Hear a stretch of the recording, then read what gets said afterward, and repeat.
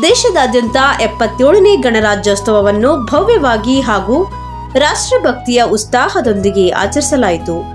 1950ರ ಜನವರಿ 26ರಂದು ಭಾರತವು ಸ್ವತಂತ್ರ ಗಣರಾಜ್ಯವಾಗಿ ಘೋಷಣೆಯಾದ ಸ್ಮರಣಾರ್ಥವಾಗಿ ಪ್ರತಿ ವರ್ಷವೂ ಈ ದಿನದಂದು ಆಚರಿಸಲಾಗುತ್ತಿದೆ.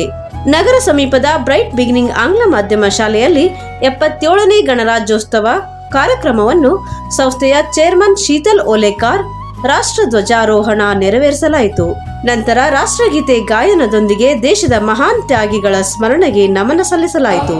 पंजाब सिंध गुजरात मराठा द्राविड उत्कल गंगा विंध्य हिमाचल यमुना गंगा उच्चल जलधि तरंगा तव शुभ नामे जागे तव शुभ आशीष मांगे गाहे तव जय गाथा जन गण मंगलदायक जय हे भारत भाग्य विधाता जय हे जय हे जय हे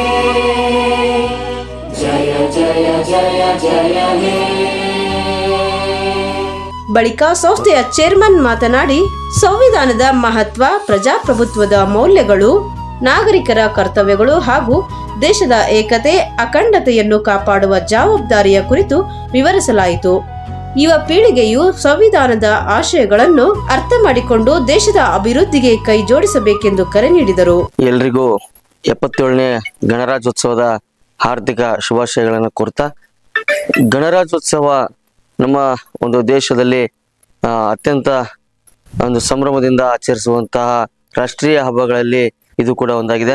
ಇವತ್ತು ನಮ್ಮ ಬ್ರೈಟ್ ಬಿಗಿನಿಂಗ್ ಆಂಗ್ಲ ಮಾಧ್ಯಮ ಪೂರ್ವ ಪ್ರಾಥಮಿಕ ಶಾಲೆಯೊಳಗೆ ನಾವು ಇವತ್ತು 77ನೇ ಗಣರಾಜ್ಯೋತ್ಸವನ ಆಚರಿಸಿದ್ವಿ.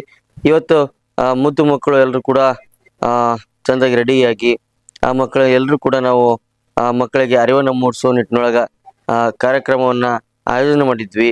ಅದರೊಟ್ಟಿಗೆ ಧ್ವಜಾರೋಹಣ ಕಾರ್ಯಕ್ರಮ.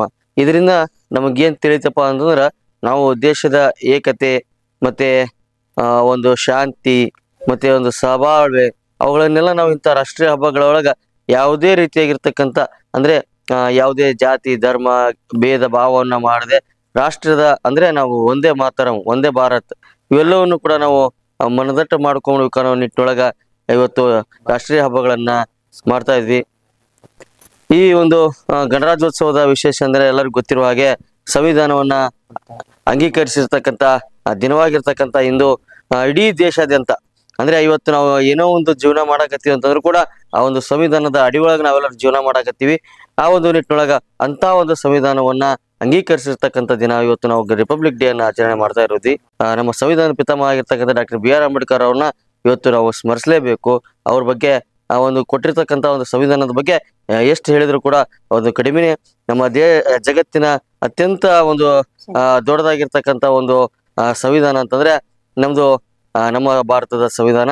ಈ ಒಂದು ಸಂವಿಧಾನದಿಂದ ನಮ್ಮ ಸಂವಿಧಾನದಿಂದ ಅನೇಕ ದೇಶಗಳು ನಮ್ಮ ಕಾಯ್ದೆ ಕಾನೂನುಗಳನ್ನ ಎರವಲು ಪಡ್ಕೊಂಡಿದ್ದಾವು. ಈ ಒಂದು ಕಾರ್ಯಕ್ರಮದೊಳಗ ಎಲ್ಲರೂ ಕೂಡ ಅಂದ್ರೆ ನಮ್ಮ ಶಿಕ್ಷಕ ಬಂಧುಗಳು ಮತ್ತೆ ನಮ್ಮ ಕೊರಿಯೋಗ್ರಾಫರ್ ಮುಸ್ತಕ್ ಸರ್, ಹಾಗೆ ನಮ್ಮ ಕಿರಣ್ ಸರ್, ಆಮೇಲೆ ನಮ್ಮ ಎಲ್ಲ ಶಿಕ್ಷಕಿಯರು ಎಲ್ಲರೂ ಕೂಡ ಈ ಒಂದು ಕಾರ್ಯಕ್ರಮವನ್ನ ಆಯೋಜನೆ ಮಾಡಿದ್ದು ಬಹಳಷ್ಟು ಖುಷಿ ಆಯಿತು. ಇನ್ನೂ ರೀತಿ ಮುಂದಿನ ದಿನಗಳಲ್ಲಿ ನಾವು ಕಾರ್ಯಕ್ರಮವನ್ನು ಆಯೋಜನೆ ಮಾಡ್ತೀವಿ. ಎಲ್ಲ ಭಾರತೀಯರಿಗೆ 77ನೇ ಗಣರಾಜ್ಯೋತ್ಸವದ ಆರ್ಥಿಕ ಶುಭಾಶಯಗಳು ಕೊಡುತ್ತಾ, ಈ ಒಂದು ಗಣರಾಜ್ಯೋತ್ಸವ ವಿಶೇಷವಾಗಿ ವಂದೇ ಮಾತರಂ ಎಂಬ ಗೀತೆ 150 ವರ್ಷಗಳ ಕಾಲ ಪೂರ್ಣಗೊಂಡಿದೆ. ಈ ಒಂದು ದಿನದಂದು ಇಡೀ ದೇಶಾದ್ಯಂತ ವಂದೇ ಮಾತರಂ ಎಂಬ ಕೂಗು ಬಲು ಜೋರಾಗಿ ಕೇಳಿ ಬರ್ತಾ ಇದೆ. ಈ ಒಂದು 77ನೇ ಗಣರಾಜ್ಯೋತ್ಸವ ಸಂವಿಧಾನ ದಿನವೆಂದು ನಾವು ಆಚರಣೆ ಮಾಡ್ತೇವೆ.